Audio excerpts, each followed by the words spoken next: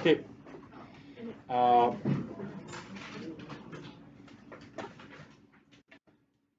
Practice writing inequalities from a text. So I'm going to spend a little bit of time on that because I find that that is where we struggle overall.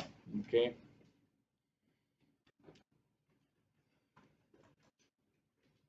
So I'll just give you a word problem that has a lot of information where you need to go and fish out the proper information.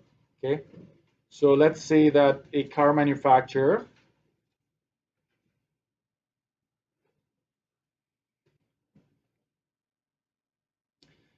produces cars and minivans.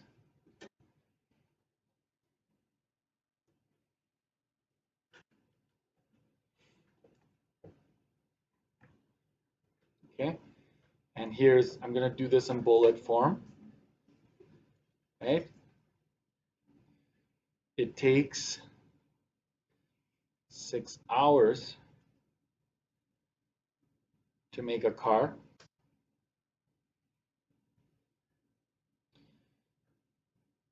7 hours to make a van. And I'm summarizing this a little bit so that we don't use up too much room.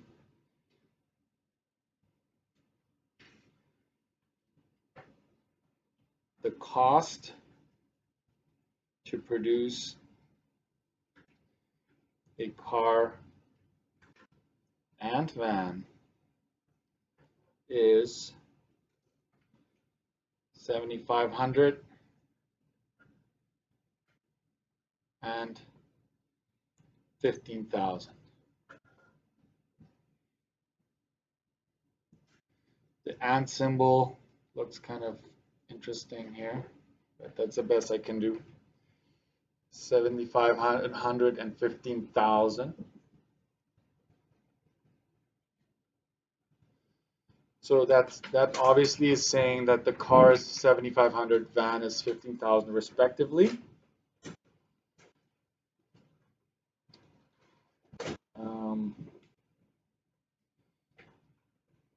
And now I will say a few things, restrictions here. The company needs to produce at least 9 vehicles.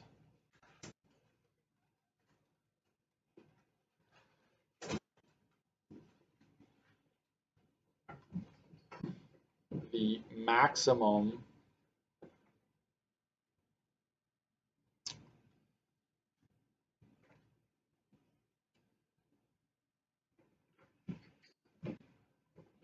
amount that can be spent on production is $225,000.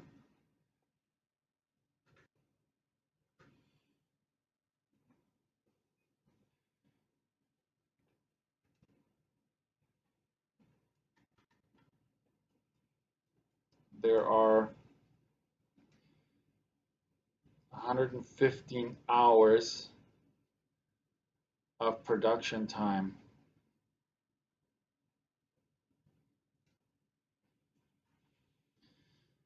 available.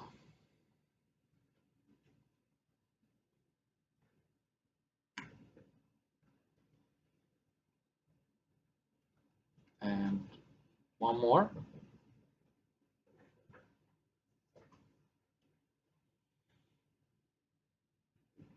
Due to demand,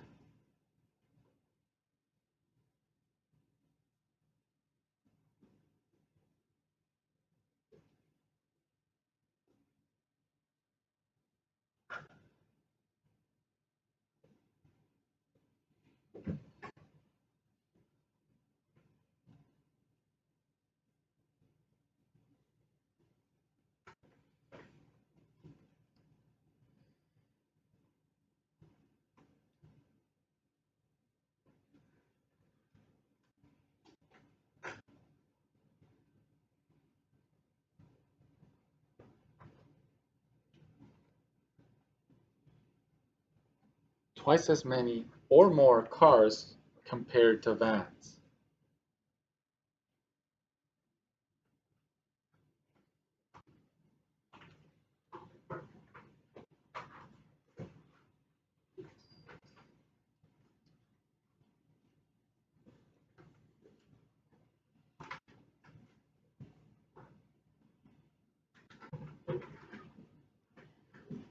You know what?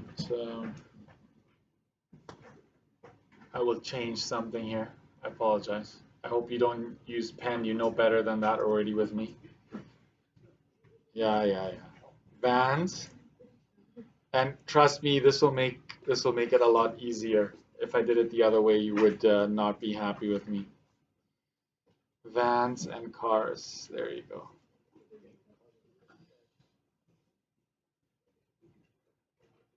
So I just clipped the vans and the cars. Okay. Now, is this a lot of information? Yes, absolutely. But trust me, if you focus on the restrictions, you can do this. Okay. So I will say this: let X be the number of cars produced, and let Y be the number of vans produced. What kind of data are we talking about? Discrete, yes. So I'll just make a note here. I always like to right away just say, okay, I know that my corner points will have to be rounded at the end. Okay.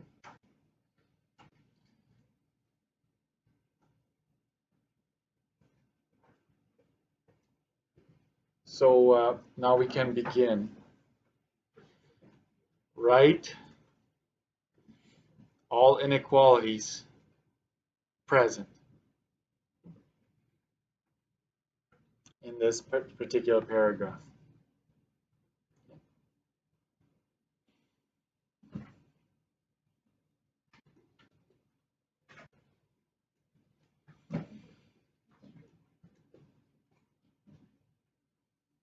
You notice that my writing is a mix of print and cursive? Yeah. I'm from South America, you know that, right? And so everything was cursive. And then when I moved, most of my teachers wanted me to print. So I was like, okay, this is my best shot at printing. So they were quite forgiving. But so this is a mix, a hybrid. Okay. Write all inequalities. So we're going to grab our highlighters, if you have one, or underline. Look for restrictions. I will say that. Look for restrictions. Okay?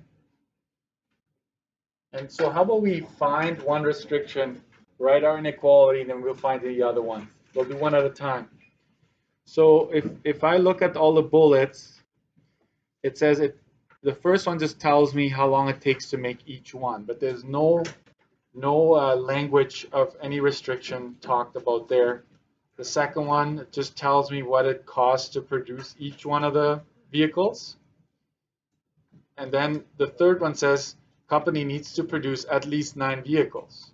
Does that sound like a restriction? The at least, up to, at most, keywords, okay? So we're going to say produce at least 9 vehicles. That's going to be our first inequality. Okay, so we're going to write, I'm going to slide down a bit. The first one is going to be, how would I write that?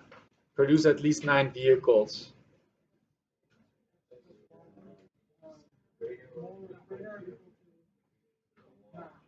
Yeah, that was, if this was a choir, we'd be in trouble. But I heard you all loud and clear. X plus Y is greater than or equal to 9. Okay, right? So if you read this, you're like, okay, this is the combined number of vehicles, and that number has to be greater than or equal to 9. Okay, So how about we put down here at least 9 vehicles taken care of, right? That's done. Okay, so second inequality, I'm going to go back up. I'm going to the fourth bullet, which says the maximum amount that can be spent on production is 225,000, right? So the maximum amount has to be 225 or less, right? Now, when it's talking dollars, you have to now use, you remember what a coefficient is? Coefficient is a fancy word for a number in front of the variable, right? And so we're talking dollars, right? So go up and, right, you see right there, you have your dollar amounts pertaining to each variable. So because we're talking dollars, I'm going to say 7,500 for every car made and $15,000 for every van that is produced. That combination has to be less than or equal to 225,000. Okay, well, these numbers, I just made them up, right? It probably doesn't make, it's probably millions, right? Like in reality. But I just want you to be able to write. So max 225,000 spent. Okay, next. Oh, maybe I should read first if there is a next. But I can already tell the next bullet says there are 115 hours of production time available. 115 hours available, that's all I'm going to highlight. Does that sound like a restriction? Yes, but you have to have taken the course, right? You have to know, right? Like there's no up to or anything, but it says it's implying that you have up to 115 hours of production time. So it's hours, right?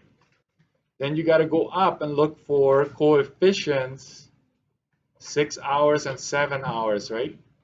Those are the coefficients you're going to use now. So 6x, 6 hours for every car, and 7 hours for every van. That has to be less than or equal to 115. Okay? Max 115 hours. So you're putting that restriction. So all of these things are playing along. Imagine you're the manager and you're told, okay, this is how much it costs, this is how much time you have, right? And so you, as a manager, you have to kind of put all of these things into account and decide what you're going to make. Okay, how are you going to go about producing of each kind? Okay, fourth, it says due to demand, the company makes. Okay, so I'm going to highlight that. This one is different. This one you haven't seen yet. Makes twice as many or more vans compared to cars.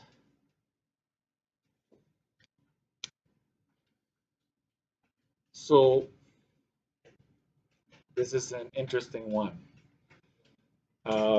You're comparing y and x. You're comparing them. Okay. So this is the vans, right? Where is the 2 gonna go? Pay close attention. It's gonna go in front of the 2, in front of the x.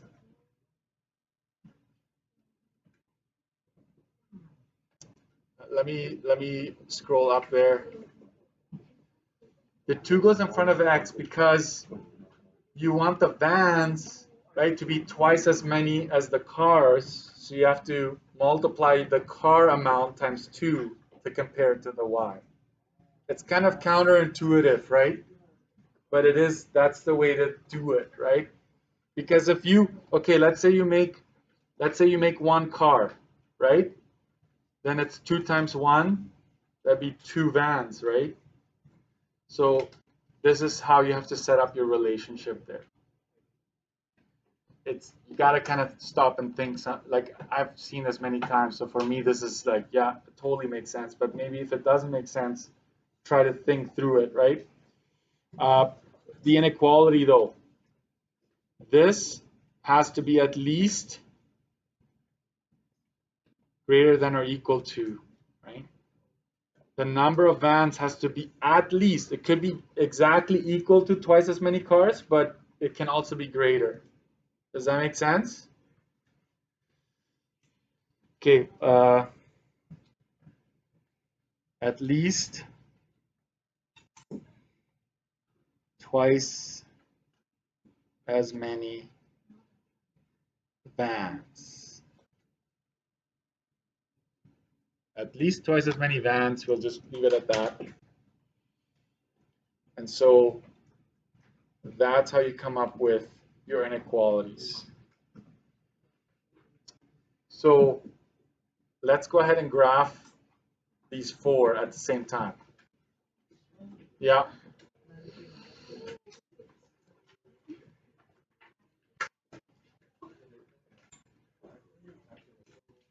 Oh, I forgot about, okay, there you go, thanks.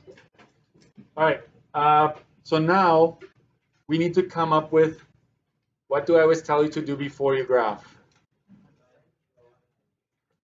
Yeah, like graph it so you can see everything. I will tell you this, with word problems, you probably will never have an issue with the corner points not being on there. It's more for the non-contextual ones, okay? So I already went ahead and graphed it, and it looks pretty bad. Like, it looks, whoa, right? But that's okay. That's okay. Why I'm looking at all four quadrants. I don't want that. So I'm going to change my window. I'm going to go -5 to, let's say, what is my 30 or 30? Let's go 40. That's fine there. And my Y min is going to be -5. I need to go all the way up to only 20 or 30. So I'm going to keep with the 40 as well, just to copy what I already did. Hit graph. And let's see. There we go. One line.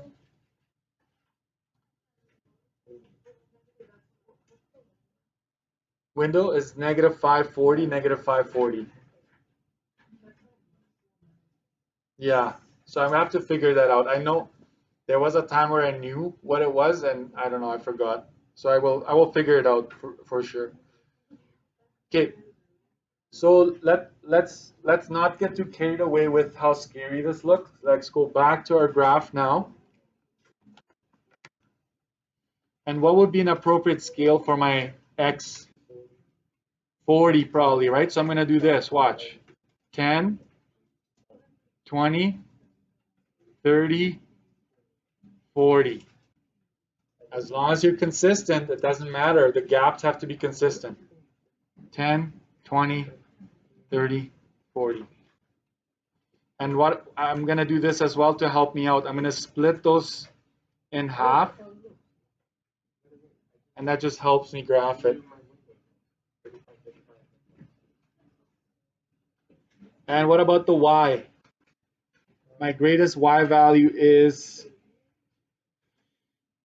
16.43, right? But you can go, I'm going to go 10.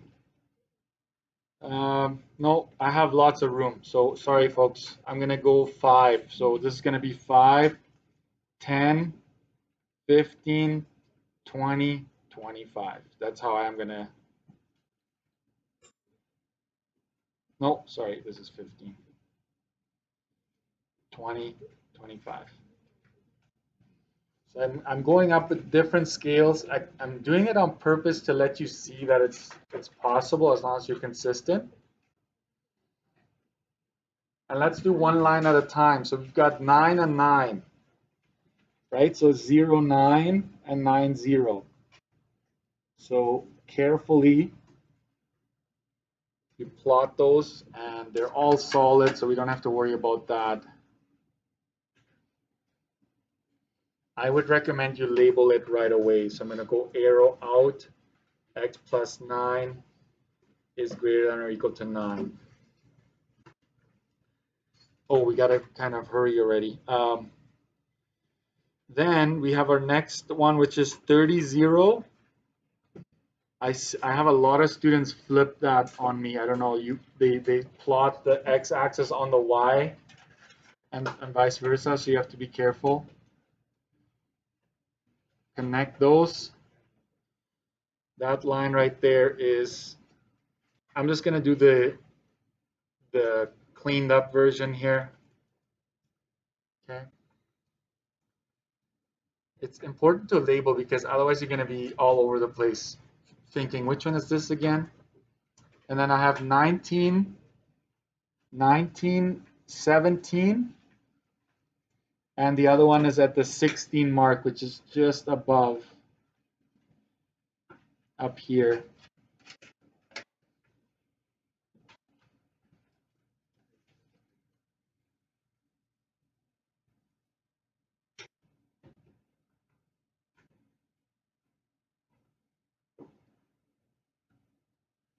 And the last one is the 2x. So I'm going to go 0, 0. And then I'm going to use the 5 and the 10. 5, 10 as my second point. And put down, that one will have an arrow head on it. Okay? Because that one actually keeps going up. So y is greater than or equal to 2x.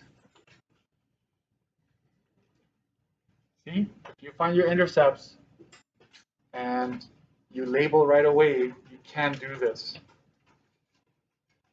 Now the shading. So basically, it's below, right? So you have to be very careful here. It's below the whole line. And then my second line, this one here, it's also below, isn't it? You see that? Or is it above?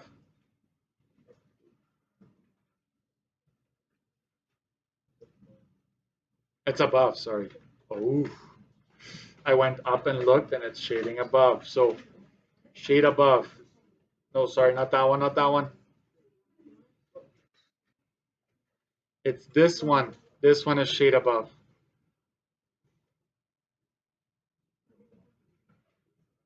Follow that line.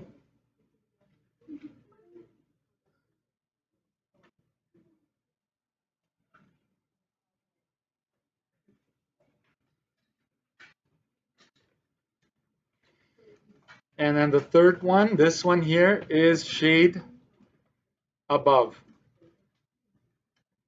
So yes, you have some overlap. That's okay.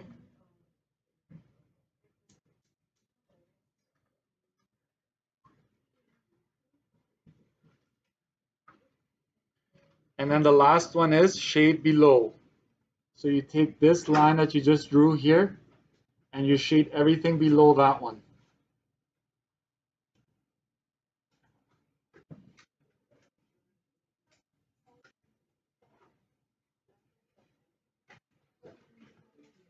So what's your solution? Right here. Can I just give you the corner points and you try them? POIs, it's 0, 9, 0, 15, 4, 13, 5.75, 11.5, and then there's 3, 6. This one needs to be rounded to 511 or 512. Sorry, 612. 0, 9, yeah. Hold on. I'm going to ruin your Thanksgiving. No, I'm just kidding. I